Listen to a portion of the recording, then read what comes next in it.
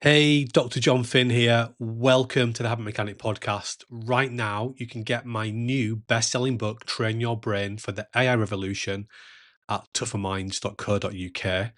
The digital book, audiobook, and physical book are all available at a special price that you won't find anywhere else. Hello, Habit Mechanics. It's Dr. Jon Finn here. I hope you're having a great week so far. This is a Habit Mechanic short, and it's the first of a new type of short that we're going to be releasing. And it's about the psychology of the things that we see in our everyday lives.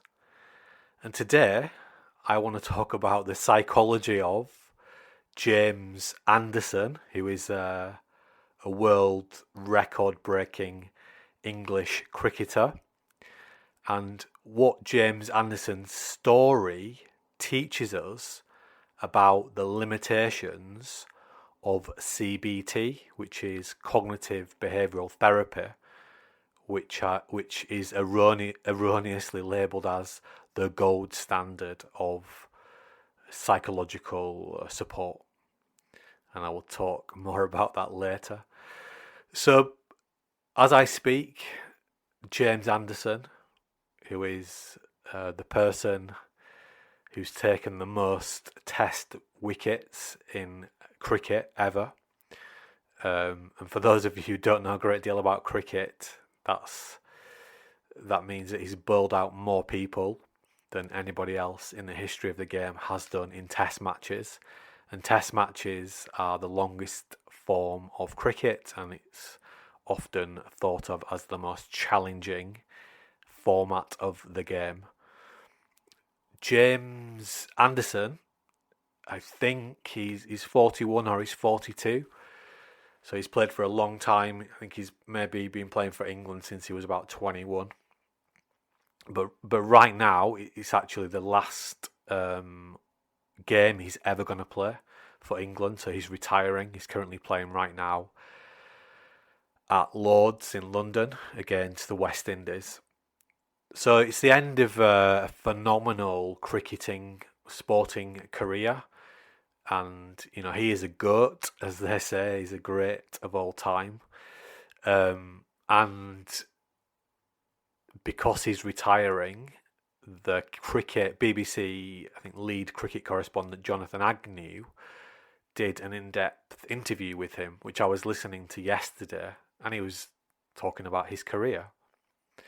And what I found fascinating about that interview was how Anderson was talking about how he very deliberately learned new bowling skills throughout his career to keep him relevant, to keep him moving forwards, to give himself the best chance of helping the team win test matches, whether that's in Australia or South Africa or India or in the West Indies, wherever they're playing. And what I found even more interesting, because just to take a step backwards, we just assume that James Anderson is naturally gifted, and you know it was always going to be that way, that he was always going to be a great. But when you listen to the interview, you see how much hard work, persistence, resilience, but what we call focus practice played in his success. And he spoke very specifically about learning different bowling techniques. So, bowling is a very varied skill. We have spin bowlers, we have swing bowlers, we have pace bowlers. Jimmy Anderson actually started as a pace bowler and is probably now more regarded as a swing bowler. But he was talking about how he developed different techniques and how he learned to do that by watching other bowlers. And he said that's how any new technique he develops. So he started as a pace bowler and then developed a bit of swing and then what's called the wobble seam. He always started by seeing another bowler do it and then just trying to work out how they'd done it. And over time, practicing that technique until he was comfortable to use it in a pressurized situation. And what struck me was actually in one example, I think it was the outswinger, he said that having sort of seen someone bowl that, and he named another world-class cricketer that he'd seen bowl it and thought, I wouldn't mind adding that into my game. Between him seeing, making the conscious decision that he was going to add the outswing to his game and actually using it in a first-class cricket game, it wasn't a week, it wasn't a month, it wasn't a season. It was 3 years later where he first then unveiled that new skill, first had the confidence to use it. So I'm talking a lot about cricket here and James Anderson. What's this got to do with cognitive behavioural therapy, CBT? Well, what James Anderson's story spotlights to us is the essential role of focused practice in getting good at anything. And in chapter 5 of the Habit Mechanic book, and remember you can get a free physical copy plus shipping, just go to the Habit Mechanic website and we'll get the book sent out to you. In chapter 5, I go deep in learning very deliberately, very early in the book. And in chapter 26, I go even deeper. Learning is the central process of getting good at anything. And the vehicle to help us learn is focused practice. And that's what's so great about the James Anderson story. It just spotlights time and time again. And there are multiple case studies that I use in the Habit Mechanic book about the role of focused and deliberate practice in helping people that we just believe were naturals and talented, in actually spotlighting that actually the vehicle for them being successful was focused and deliberate practice. So James Anderson's story is just another example of that. And another thing that I was doing yesterday was I was preparing an academic paper, and I've known for a long time that cognitive behavioural therapy is nowhere near as good as we're led to believe it is. It's talked about, it's the gold standard of psychological support. CBT is something that I've been learning how to use since I was 18 years old, well over 20 years ago now, and it was the central component of all my 3 psychology-related degrees when it comes to the, learning how to change someone else's behaviour. And it's a really well-intended theory developed by dedicated scientists and applied by dedicated practitioners, but it is fundamentally flawed. And the reason that it's so prominent still is because it's just the dominant theory that is, I suppose, easy academically to keep pointing towards, to saying that works better than anything else, that works better than anything else, because it's been around for so long. And if we look at the theoretical model, or the theoretical models that cognitive behavioural therapy are based upon, they're from at least the 1950s. And in the 1950s, we were still 50 years away from being able to look inside the human brain in real time, at scale, so we could do some proper research on actually how brains worked. So CBT is based on black box theories, and it massively overestimates the power of knowledge and education in changing people's behaviour. Because what you get taught to do when you learn how to deliver CBT is, there's a bit of talk therapy involved. You listen and you get to understand people's problems, but then you might show them a skill to do, and the expectation is that you go away and you practice that skill, and that's going to make you better. What I found when I was writing my academic paper yesterday was a recent research paper, which is a meta-analysis. So meta-analysis it's a study of lots of other studies. So I think the number of people across all the studies that had been that were part of the research experiments, I think it was about 60,000 people. So this meta-analysis is looking at the impact that CBT interventions, the gold standard, apparently, the gold standard of helping people to do better psychologically.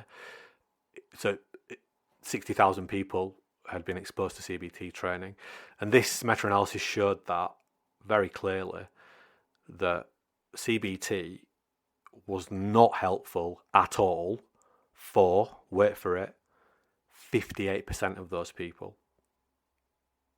And that doesn't mean it was helpful. It doesn't mean it was transformative for the other 42%.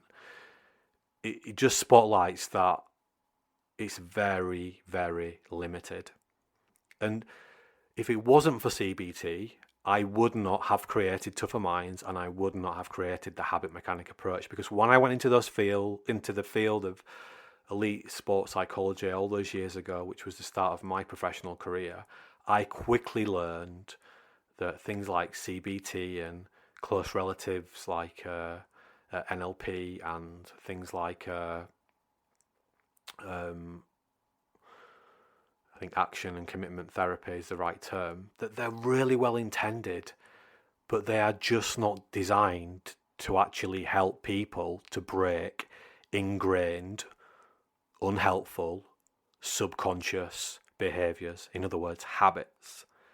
And that's why I made it my mission to create a framework and a methodology that actually did help people to change. And going back to the James Anderson story, what models like CBT and the other ones I mentioned do, it's like the equivalent of James Anderson seeing that person bowl the ball that he wanted to be able to bowl, whether that was the wobble seam or the outswinger. And it's the equivalent of him seeing someone do that and then thinking that if I just go away and I practice it once or twice, or if I know how to do it and I work out what the technique looks like, I'll be able to do it and I'll be able to habitualize that technique. But of course that wasn't the case, exactly as he explained. It took him 3 years of working on it to get really good at it. And this is the hidden thing that we don't see with our own behavior. And it's why we always start the habit mechanic approach with our proprietary habit metric tools, is that we don't see that actually all the time we're practicing very deliberately, although it's subconscious, we're practicing really, really unhelpful things like worrying and beating ourselves up and procrastinating and not sleeping properly and not eating properly and not exercising properly and not communicating with our team very well and not being a very good role model for our team members, and all the other things that we would call destructive habits. We're practicing those things all the time because they're on automatic loops in our brain. And if we want to get rid of them, knowing what we need to do is never going to be enough. And just having a couple of skills that we can use, or loads of skills, loads of tips, tricks, hacks we can use will never be enough. You know, we see across the Western world that people are struggling. CBT has not come to the rescue. It hasn't transformed their life. And it's not surprising because, you know, back in the 50s, back in the 1940s, when these theoretical models were developed, we didn't really understand how brains worked. We massively underestimated the role of neuroplasticity and essentially learning. We can learn, we can change. We are not dominated by our genes. It's nature plus nurture. We get good at what we practice. We didn't understand that our brains are wired for threat detection and for worry. We didn't understand the powerful role that social status plays in our automated ways of thinking and doing. So this is not a slight on the scientists that created those models. It's not a slight on the practitioners that are practicing those models. It's just we've got to keep moving forwards with how we help people to be at their best. And that's what the habit mechanic system is all about. So that's why we created our own behavioural science model, which we call the 9 action factor model. So we talk about, we have a framework that we call personal change management. And at the heart of that is our 9 action factor model. And, knowing skills, not knowledge and skills, is just one of the 9 factors that we need to activate if we want to do better. So yeah, it's important, but it isn't everything. So if we want to do better, we've got to acknowledge first and foremost that it's going to be about practicing things differently consistently so that we can reprogram our brain to automate different ways of thinking and doing. And that's what James Anderson did. James Anderson, I'm sure he'll be a sir at some point soon. That's what he did to improve his bowling techniques. And I think that when it comes to getting better at physical things, it's just more obvious to us the role of practice. So we get that, if I can't even do one press up now, that if I start with maybe 1 half press up, and then I do 2 half press ups tomorrow, and then 3 half press ups the day afterwards, and I build up slowly, that I understand that that's going to physically change my muscle tone and my body's ability to do press ups. And before too long, I'll be able to do a full press up, and then 2 press ups, and 10, and so on. But I think when it comes to the way we think, it's much harder for us to understand that our brain is actually just like a muscle, in the sense of it's a physiologically adaptive system, and it gets good at what we practice. But unfortunately, that knowledge is not getting that what I would call applied neuroscience, applied behavioural science.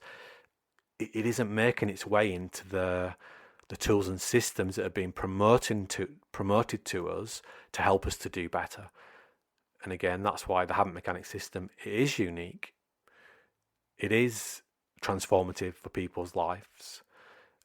We've worked with so many people that have tried other approaches like CBT, and they explain to us why the habit mechanic system is different, because it actually makes it easier for you to practice the things that are going to help you to automate new subconscious ways of thinking and doing. In other words, build more super habits and destroy more destructive habits so you can be healthier, happier, and at your best more often. So that's what I think James Anderson, record-breaking England cricketer who is retiring this week from international cricket, can teach us about the limitations of CBT. So I hope you found that interesting. Let me just do a quick summary of where you can learn more about what I've talked about inside of the Habit Mechanic book. So I mentioned chapter 5, where I first of all introduce learning and go deep into learning. And actually, I'd also suggest that you read chapter 4 as well. If you want to go even deeper into learning, then I'd suggest reading chapter 26. And if you want to learn about our 9-action factor model, then I'd recommend reading chapter 18. And if you're a leader and you want to understand how to use those 9 factors to help your team, then I'd read chapter 35 of the book, and also all of what's in step 4 of the book, which is chapters 27 through to 35, will be really interesting to you. The reality is that reading about this stuff is not going to change your behavior. The Habit Mechanic book is very powerful. It's as powerful as we could make it, but it's only a book at the end of the day. It's not practical that book can activate all of the 9-action factors for you. That's why we have the Habit Mechanic University app. And that's why I'm really excited to announce, actually for the first time here on this podcast, that we are opening our 1-to-1 habit mechanic coaching up to everybody. We haven't done this before. We've only ever coached our clients where we're working on bigger bespoke projects. But now we are opening up our 1 month and our 3 month habit mechanic coaching programs up to everybody. So if you're interested in getting coached by one of our expert habit mechanic coaches, then you can go to our website and you can just book a free call, and we'll help you to analyze your habits, and we'll help you to start building new ones for free. And then if you want to work with us, you absolutely can. Also, this isn't new, but more and more people are signing up, is if you want to learn to become a certified habit mechanic coach, we do that as well. So if you want to create your own business, or if you're a senior leader, or you want to add a different skill set to your current business, then becoming a certified habit mechanic coach could absolutely be for you. So if you're interested in that, contact us. And remember, we also do keynotes, and we have a team power program, we have leadership programs, we create bespoke programs. So if this is interesting to you, get in touch and we will be delighted to help you and your people destroy more destructive habits and build new super habits. So I hope that's been insightful and it's got you thinking. Remember, you can get a physical copy, and the physical copy of the Habit Mechanic book is striking. I've heard that time and time again. So you might have an ebook or the audio book. Get the physical book. It's free. You have to pay a little bit of money for shipping, but it's far cheaper than buying it on somewhere like Amazon. So you go to our website, you can get a free physical copy, and then you can start to annotate it and make notes and stick Post-its in like I do, and I know lots of other people do. So you can get that from the website, and wherever you're at with your thinking and doing, your behavior, your habits, the good news is that you're only ever one habit away from being healthier, happier, and at your best more often. Thanks for listening to the Habit Mechanic podcast. If you liked it, please subscribe and tell someone else about one of the ideas or insights that you found most interesting.